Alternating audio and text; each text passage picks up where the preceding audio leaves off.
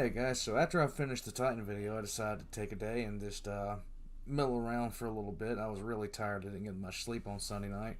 So my plan is tomorrow to record the first half of the Magnus video and then start the editing process on that, and then do the second half after I finish the first half. It's going to be extensive.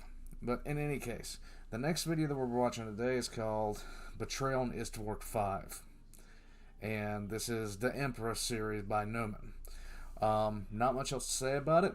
I'm going to put his information down in the description like I normally do. I'm going to start trying to work on more of the reaction video, request for reaction videos. After this series is done, I'm going to move into the Rogel Dorn series by Baldermort. A lot of you guys have been asking for that. In any case, here we go. On the planet of Istvork 5, the War Master Oris Luterkill waited for the Emperor's arrival. He had gathered many Primorks under his banner. The Angry One of the World Noshers was one of them. He never liked the Emperor and his giddishness. Too much planning and thinking, not enough smashing. And he had largely ignored the Emperor's instructions about not killing Humies loyal to the Imperium. If they paid their tithes, they keep their lives. That The works. master of Orkkind had once said. Urt the Gobbo of the Iron Boys was there too. He always hated that the Emperor had chosen Orkle Dorn over him to build the Imperial Palace. Truth be told, he also hated himself, and his men, True. and Oris, and just about everything. But right now, he hated the Emperor and Orkle Dorn most. Surprise ad. Orkgar, of course, was there after he achieved enlightenment on his pilgrimage, and was convinced that Oris was the chosen warlord of Gork and Mork. Morktarion of the Death God threw his lot in with Oris too. He was furious that the Emperor stole his kill when the Emperor slew Morktarion's rival war boss on his home planet of Gargarus, even though Mortarion actually had less reason to turn than that. It's sad when Noman has to make up a reason for Mortarion to turn. Morktarion had been knocked unconscious at the time. Gonbad Kurz of the Night Orcs was there as well. It's very difficult to say why he sided with Oris. He just kept muttering about the future, and he's taking us the bad way again. What? And if I painted myself purple, what if I can't find myself? Then where would I be? Most of the other Primorks in their space mirage simply kept their distance and checked their rooms thoroughly to make sure none of the Night Orcs commandos were hiding in their loot piles. Ophelius and Omegrog of the Awful Legion. Well, it wasn't clear what they were going to do. When you could see what they were up to, nothing they were doing made any sense, whether they were tying ravenous squigs to posts, or randomly stealing the gubbins from one squad only to replace them with different gubbins from another squad. When you didn't see them around, that's when you got nervous. And it didn't help that all of them claimed to be Ophelius. Skullgrim and the Emperor's Spores were adamantly against betraying the Emperor. I ain't never gonna snick the Emperor. He's got all the flashiest bits. There ain't no one could compete with that. Well, what if we give you this dead flashy chopper? The silver chopper of Ekaf. Ooh, I like that. Right, let's nick this Emperor again. Okay, yeah, that's basically how it All went. the traitors assembled on Istvork 5. The Emperor's fleet arrived with most of the Imperial Gitz Legion, with Imperial Orkle Gitz. Dorn and the mighty Snickersmund, half of his Crump Stodies, and about half of the Astra Miligratum and human auxilia that were defending Earth. It was a right and proper war, to be sure, but they were facing the might of 8 traitor legions. The Emperor stood on the bridge of his flagship, the Boomcephalus, rubbing his tremendous chin with concern. What is this? Why is all the legions right here? I can feel a Had to rewind for a second because of a short interruption. And back to it.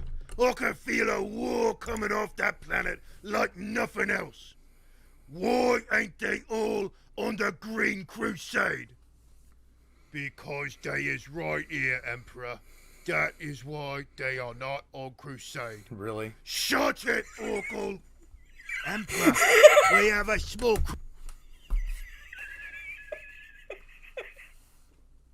cruiser coming up from the planet.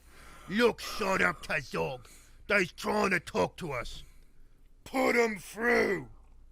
Emperor, this is Gargiel Lucan of the Looney Squighounds. Urus Ludicillus. The big Daka guns of Istvork 5 shattered the cruiser in a massive explosion as huge shells ripped through it. The Emperor was extremely suspicious at this point. He mashed his massive palm onto the Voxcaster that the orcs typically called a squawk box.